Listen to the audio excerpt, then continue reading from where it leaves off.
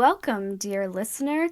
I'm Tess Carletta, I'm RK Ashwick. I'm Noah Hawthorne. And I am Sarah Wallace. and today we're going to be talking about found family as a genre in books and other media. So, does anyone want to define found family? Found family is a group of characters who aren't biologically related but support and love each other as a biological family would or should. They're usually working together on a common goal. They're not just in the background. And the found family is often, but not always, formed due to a lack of biological family or for at least one of the members, whether that's death, abandonment, lack of support, distance, that sort of thing. And then my corollary to that is found family is a little bit different than a friend group, though I feel like there is a lot of overlap in those dynamics. That was real good. Perfect definition, yeah. That was a perfect one. I couldn't come up with a good way to phrase how found family is different from a friend group, if anyone wants to expand on that.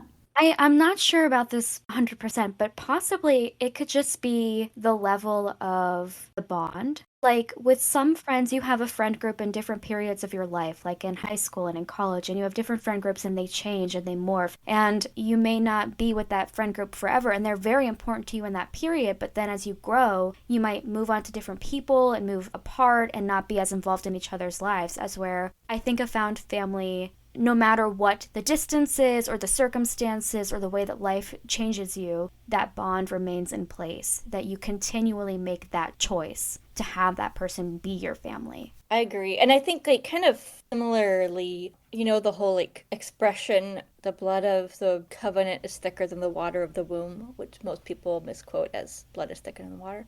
And I think found family is like the blood of the covenant in the sense of it's a very intense bond, I think, for found family. Not that there's a formal joining of it, but I think it's more of a interconnected community. Well, yeah, and the word covenant, at least in a biblical sense, means like a promise, like a very holy, reverent promise. So it's not just like the bond itself, but it's like the commitment to that promise. Yeah, exactly. I like the way that you put it. Like, you're constantly choosing these people, and you choose your friends too, but I don't know. There's definitely, they affect your daily life. And I feel like your friends do to an extent as well, but if this person was gone, it would just affect your life that much more. Yeah, agreed. There's a platonic love going on more than just friendship. Not that friendship is anything just, but Mm-hmm. So does anyone, I think the answer is yes across the board because we're all here, but do your books include found family? Yes. So in Rival Most Vile, Rosamund Street is the found family. They're not just a found family for Ambrose, who's one of the main characters, but for each other. And then I like to joke that Stray Spirit has a reverse found family where Aspen the Forest Spirit takes one look at the biological Carrick family and goes, "Ah, yes, I am adopting myself into this family now. Thank you." all of my books tend to in some way, but probably most strongly, Metal and Mend has a found family at its core. It's kind of a blended found family in that there's some biological family mixed in, but Charles Kentworthy kind of gathers around, creates his own family. And Fae and Human Relations also has found family, but I think that comes more into play in Fire Spells Between Friends, where Torquil becomes friends with Roger and Wynne, and that kind of morphs into a found family of sorts. It reminds me of the Lunar Chronicles by Marissa Meyer, who does a retelling of fairy tales. One book is a different fairy tale, and as each book continues, they just, like the characters from the last book get sucked in. And by the fourth book, they're all there. So the found family is there and it's present, but the first book is very much like, here's just a handful of characters, and there's no found family anywhere. So, yes, Phantom and Rook, funnily enough, the found family is a bunch of friends. And there are also some friends on the fringes of the group that are there's the main core found family, and then all these friends they're trying to kind of bring in. And over the years and over the books, that family cements because things like that take time, right? And you're probably not going to explore all of that in the first book unless you're like Tess and write, 100,000 plus books. But that's besides the point. Okay. But, yeah, so Phantom and Rook has got the big friend group, and also the Rebel Foxes is different because it's less friends that have been adopted into the group and more we're gonna stick together to survive kind of a found family. So that's a little bit of a different vibe. I think the only child in me loves found family, so all my books have found family in them. Tales from Long Lily, the town of Long Lily is deeply embedded in each other's lives. And like the main character of the first book and his best friend, they're very much deeply embedded in each other's lives in a very familial type way. And then in my book that's releasing this year, Goldheart, I think it's very found family focused in that the characters, their whole goal is based around wanting to be able to continue to see each other, even though their kingdoms hate each other, and technically they're not supposed to be. But I think it's still kind of a blossoming found family, so it's probably a little bit more found family-ish by the end than kind of at the start where they're like, we're all friends and we want to make this work. And by the end, they're like, okay, we're committed. We're going to kill for this. Swords up, gentlemen. So, yeah. Also, I want to circle back because Noah was saying that his found family is like a group of friends too. And it made me think about like my own friends and which of my friends are friends and which of my friends are my family. And I think there is a difference in like the people that you reach out to when you need support or you need encouragement or you need advice. The people that you can count on, like my best friend is my emergency contact whenever I go to the doctor. So like I think that your friends can absolutely be your found family, and like I have friends that aren't found family, but they're like friends I invite to parties or that I like to hang out with and meet up for coffee. But I'm not texting them when I need stuff, like when I need to vent or I need support, when I need a shoulder to cry on. I've got friends that I wouldn't call even though I'd consider them friends. But like when I need a shoulder to cry on, I'm calling my found family, if that makes sense. No, that makes perfect sense. Yeah, and I think it's a level of vulnerability, how much you're willing to show different people. I relate to that very much because my best friend is, if my parents die and I'm dead, then she gets my life insurance policy. She's my beneficiary. And then I'm the only person that she's ever cried on before, so I think it's a fair exchange. Absolutely. What makes found family so fun to write? I think part of the draw of cozy fantasy, for me at least, is writing about characters supporting each other. So found family is a very easy way to like get that dopamine. And I think found family fits very well in cozy fantasy. But I think the other part that makes it fun for me is just the number of dynamics that you can have within a found family. You can have the grandmother figure. You can have like pseudo siblings with inside jokes that you never explain. Depending on the size of the found family, you can really kind of create a web where each part of the web has a different flavor. And I think that's very fun. Oh, yeah. And you do it so well. Like, there is that backstory and the inside jokes, and like you start a rival most vile, and you just know that this group of friends is really special. And even though they already start out special, by the end they feel even closer, like they grow and develop as a group. And I'm sure that it gets that way even more in A Captured Cauldron. Oh, it does. It does. That's the intent. I also wrote about Becca for this one because I wrote that it's a fun way to reveal things about a character without having to write them in the narrative and like say, oh, this is a character that enjoys to do such and such thing. Like the characters who know that character, like the found family who know the character so intensely can describe that to the reader. It's like, I know a lot about Ambrose Beak because Rosamund Street knows him. And they're like, oh, well, Ambrose would never brew with someone too close to his cauldron, blah, blah, blah, blah, blah, so make sure you sit 2 feet away or whatever. Like that sort of thing where they're the ones giving the information and I don't have to sit and read a very dense narrative. And it all feels very intimate that way. I think that makes sense. Thank you. Thank you for writing a very wonderful found family. I'm going to plug Captured Cauldron because that captured my heart. The cauldron wasn't captured. My heart was captured. The found family goes so crazy in that book that my little eyes were tearing up.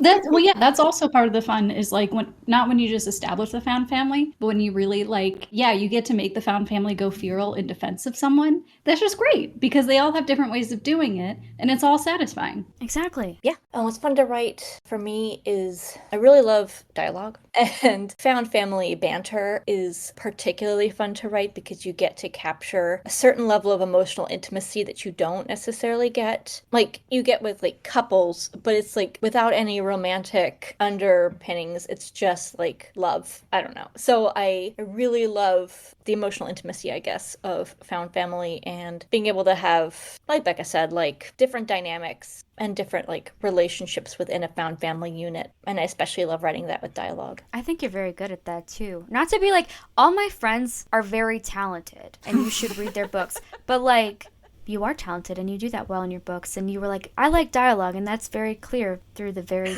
good copious amounts of dialogue in your book. Oh, yeah. Shen and I have been joking that, like, you'll know which sex scenes were the ones that I wrote because the characters are talking more than most sex scenes. Yeah. I cannot write a scene without dialogue. I love that.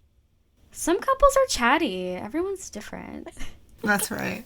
I think that for me, it's a little bit more personal. And it was rough growing up, you know? And it was hard to, like, just feel the love. And I feel like that's why I like to include it so much. And I just want to give them everything I never had, all my characters. So I think that's why it's always going to be in all of my books. And I think, too, I really like the nuances of people being together, conversation, body language. That's one of my favorite things to do, like dialogue, but also everything that's unsaid. I don't really like a lot of generic writing advice, but one thing that always stuck with me is, like, they can absolutely not say what they want. They can say and do everything else except for the one thing they want. I mean, at some point they're going to, but I just like that. And I think Found Family is so intimate that they read into things like that and it means more. Whereas somebody that you're not as close with, they're not going to pay attention to that stuff as much. Yeah. Yeah.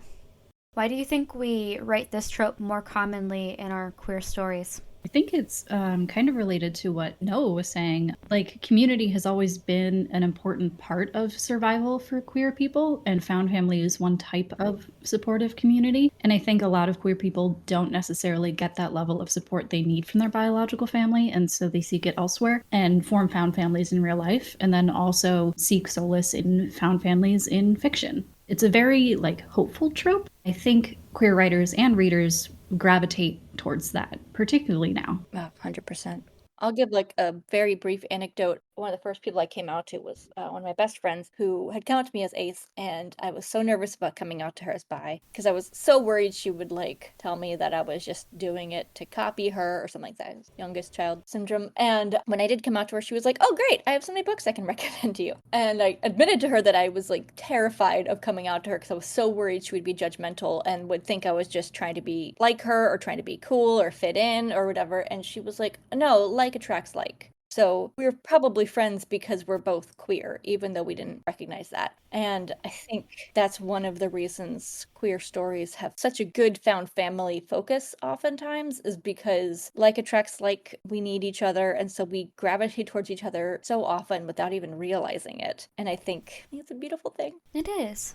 Very true. You mentioned being the youngest child. I'm an only child, and I belong to a very conservative family. And if I didn't have the found family that I like hand selected, basically, then I would be in a very different place in my life. I probably wouldn't have figured out that I'm ace. Probably wouldn't have figured out a lot of things. And I think that only children especially, like, you don't really have anyone growing up, so you kind of cling to your friends in a very deep way, and sometimes people stick around and sometimes they don't. But, I mean, like, as a only child that's queer, I mean, my family's pretty okay, but, like, I can only imagine what it would be like to be an only child and have a really unsafe family that we gotta get those people some found family stat. Exactly. And see, I'm an oldest child, so I would like to compare the different found families written by oldest, youngest, and only. And Oh middle. my god, yes. That's a great thesis for, like, an English paper. Right? Someone better write that and let us know. Free idea. Take it. Obviously, all of us write found families a lot and feature it a lot in our works. What are your favorite dynamics? This is going to come as very little surprise if you know about Sherry from Rosamond Street, but I'm a little obsessed with grandma figures. Maybe it's just because I bake cookies, but I love someone who's constantly turning to baking as a way to support others. And I also love they kind of have a don't give a fuck attitude at that age. And so, like, they're not afraid to boss around other characters or call them out on their shenanigans or, like, embarrass them by pinching their cheeks. But at the same time, they love fiercely. And so they're the first to, like, praise other characters and defend them. They're just a lot of fun. I love that.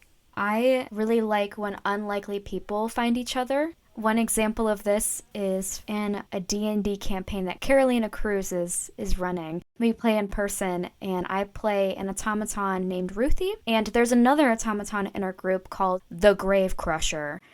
And Ruthie is very much like, la la la la, cottagecore, kindness, compassion. I want everyone to feel safe and happy all the time. And the Grave Crusher literally has a book of all of the people he's killed and all of his enemies, and it's like thousands and thousands and thousands of years long. But they're like two peas in a pod. Like Ruthie's like, Grave Crusher, you're my best friend, and the Grave Crusher's like, okay.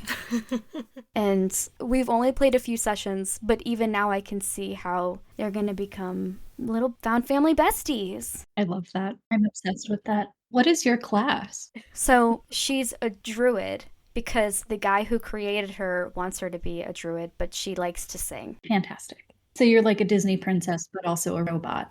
But also a robot. And no one knows that she's a robot except for the Grave Crusher, who looked at her and clocked her as a robot, which is also, I think, another fun thing is like they recognize each other as like, you're a robot. No, fuck, you're a robot. And then everyone else is like, wow, this blonde girl is super normal.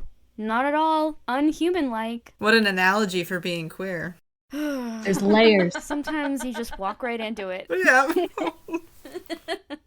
No, you've got some really great dynamics in with the Misfits. So I'm very curious about which ones you like best. I really like the forge together, we're gonna make it together whether you like it or not kind of vibe. Like, we have been in it since the beginning. There's no way we are falling apart now. No matter what, I am by your side. Like, I love the ride or die. I also really like the unwilling. Like, Yes. in The Last Son by Katie Edwards, the main character, he's just really great. And he decides that he's going to take on this deal, not really realizing what it means. And all of a sudden, he has this 17-year-old kid dropped into his life. And he has to figure out what to do with them. And he says, this isn't a 90s comedy sitcom. I can't just adopt kids for comedic effect. Spoiler alert. He does adopt kids, but not for a comedic effect. But just like, that, I can't do this. And then all of a sudden they become dads, or they have like a whole group of friends. Like, they adopted a kid and all the kids they bring with them because they have no family. And I think that happens too in the Levena series. Like, later on, it's just this big, you don't even know whose is whose. There's just kids everywhere. All the adults love each other. It's just this pack. And that's what I really like to write and read. Yeah. I just like the big, huge, complicated, complex webs. Yes, I love that. You do that so well too. And that's hard to write, too. Yeah. I'm like that one meme from The Office with all the red string and all the cork board, and he's just got that wild look in his eye. That's me. Yes. Yes. I think for mine, I wrote, "We love you, you idiot." Yeah. Oh, yeah. Yeah, that's peak. That is totally it. That's him. Yes, it's like the character who doesn't really acknowledge that he's in a found family, but he is. Like, basically, Ambrose speak. And, like, Yeah. Yeah, inject that straight into my veins.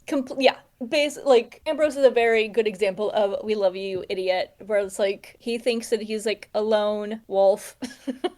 And everyone's like, abso-fucking-lutely not. No, you're ours. Like, I love that vibe. And I love the found family that, like, don't talk about how much they mean to each other because it's just, like, unspoken. I love that.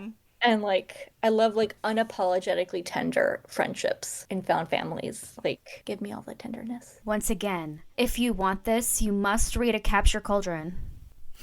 Yes, agreed. Captured Cauldron is very good for that. Well, okay, because A Captured Cauldron, this isn't a spoiler, it's on the back of the book. Someone gets kidnapped. And then when the stakes are high, everyone's like, oh, we really love this character. We want to make sure that he knows that he's loved. And that happens in really beautiful ways, okay? It's freaking gorgeous. Anyway, Becca, I'm so sorry. I was too busy promoting you to be listening to what you were saying. Please continue. No, it's all good. I was going to say the main character in Dear Bartleby is also, like, takes a while to really acknowledge the community he has around him. Yes. And I really loved that. It definitely made me cry. Oh, Thank you. sweet, beautiful, redheaded, silly boy. I know. Obvious. I also love that trope. The subcategory of found family. It's fun to write that.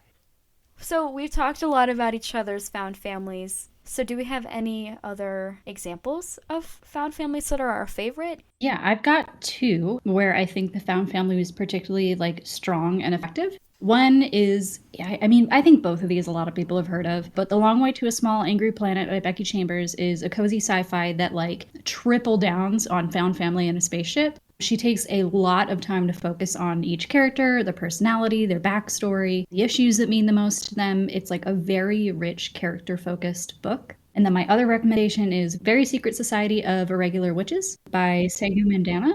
And that one's about three little girls who, because of their magic, have to live kind of in secret with a hodgepodge of people taking care of them. And that's a really good one if you want to focus on found family really stepping in as parents. It's just, yeah, both are delightful in different ways. I wrote down Side Quest Row series, which I've already talked about at length, how much I love it. But I also wrote down The Raven Cycle, which I'm always talking about also, by Maggie Stiefvater, because it's quite literally this daughter of a psychic, this rich boy who hyperfixates on dead Welsh kings, and so he's moved himself to a small town to research that. His best friend who can pull things out of his dreams. He's like a poor mechanic who basically takes care of himself, and a boy who may or may not be dead.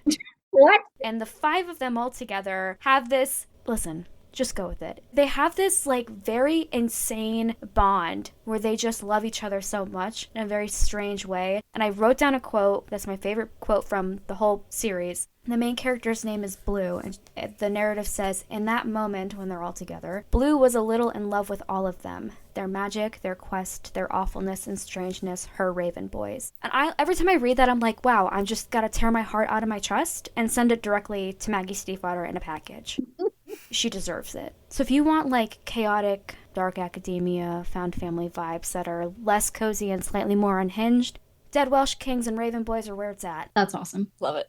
I recently read You Should Be So Lucky, which is the second book in Cat Sebastian's Manhattan, New York City duology. We Could Be So Good and You Should Be So Lucky. And I think my favorite parts there's a lot I love about those books, but the found family in both are so special because they're very much like queer people just finding each other and creating safe spaces for each other, sometimes in an unspoken way. And I am obsessed with the way Cat Sebastian's able to handle that sort of dynamic. And I also wrote The Last Binding by Freya Marsk, because that one has a really good found family that's just incredible. And by the end of the trilogy, it's just wonderful. I absolutely love it. And Becca, you reminded me of another one, Teller of Small Fortunes by Julie Long. Mm-hmm. And it's phenomenal. It's also a found family situation, and it's cozy, and the main character is probably Aero Ace. I didn't remember finding that specifically stated, but it will have described her as being Aero Ace, so I'll take it. But it's delightful cozy fantasy.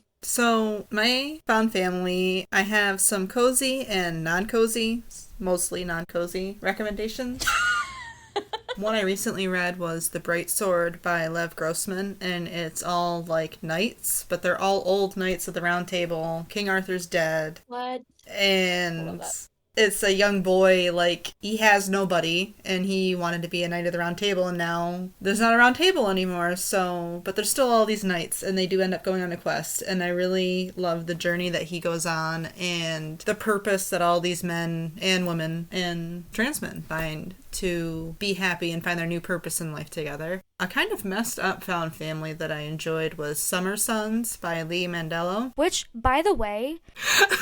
Real quick, the person who wrote that book used to write Raven Cycle fanfiction, so if you like the Raven Cycle, Summer Sons is going to give you the exact same vibe. Thank you, continue. That's fascinating. Yeah, I definitely got that vibe. I really enjoyed it, and it really hit close to home. Like, it was, like, kind of where I grew up, and just the whole vibe of the characters, what's going on. And it, like, starts with grief, and it ends with this really weird, dysfunctional found family. I also really like dysfunctional found families because, you know, we all have guilty pleasures. But another one, and I will always scream about this, is the Tarot Sequence by Katie Edwards. The first one is The Last Son. And that, like, it really builds each book, and there's more people added, but they're not just thrown in, like, they're woven in, and it's my favorite series, and I will never not stop screaming about it. So if you like older characters, demisexual characters, finding love, surviving through trauma, and becoming badass heroes at like 40 years old, then go for it. But I would check trigger warnings. Okay, sorry. I'm going to add another one that I read fairly recently is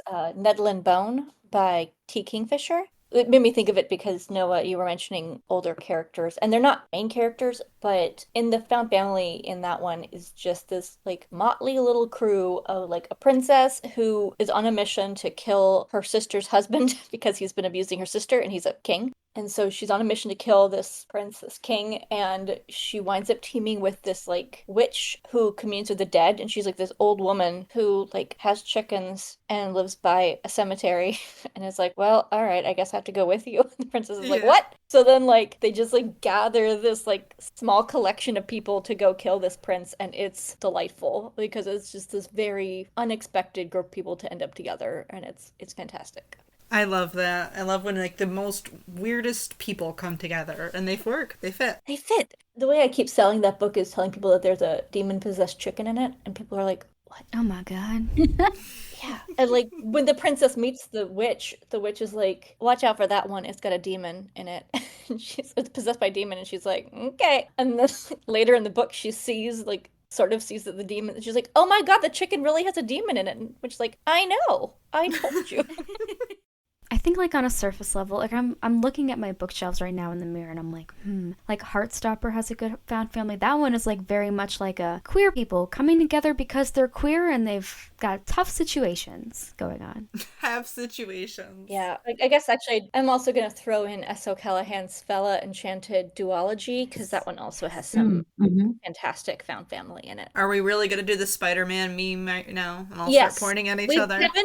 We've been pointing to each other already. Yeah. I think we've already done the round of, and you do that so well. Yes. I can't help it that my friends are so talented. I was like, for my recommendations, I'm not going to pick queer cozy people. I'm not going to do it. I didn't. I had Rival Most Vile, but then we already covered that one. So I think that's because Arrival Most Vile, that whole series, is just like if you open the dictionary and you go to the word found family, there's just a picture of that book cover. And you're like, oh, totally get it. I keep meaning to like sketch Rosamund Street because in the first book I mentioned like a drawing of them, and I'm like, oh, wouldn't that be cool to like draw like how that family develops over the years? Oh my And I god. was like, that's a lot of drawing. I don't know if I can. I don't know if I'm capable of that. Oh my gosh. It would be so cute, but I don't know if I can do it. It would be so cute. Maybe I should just commission something. Kickstarter for a special edition. Maybe someone will hear this and be like, I'm up to the task. Yeah, if you want to draw like 4 drawings of, what is it, 8 people, let me know. Well, I think that was a really good discussion. Where can people find you? They can find me on Instagram at sarah.wallace.writer, or they can find me on my website, sarahwallacewriter.com. You can find me on Instagram at rkashwickbooks or rkashwick.com. You can find me at neshamapublishing.com. It's NESHAMA, and all my social media links are on there. You can find me on Instagram at tess.carletta and on tesscarletta.com. Catch us next time. Bring your found families. Woo-hoo. Woo!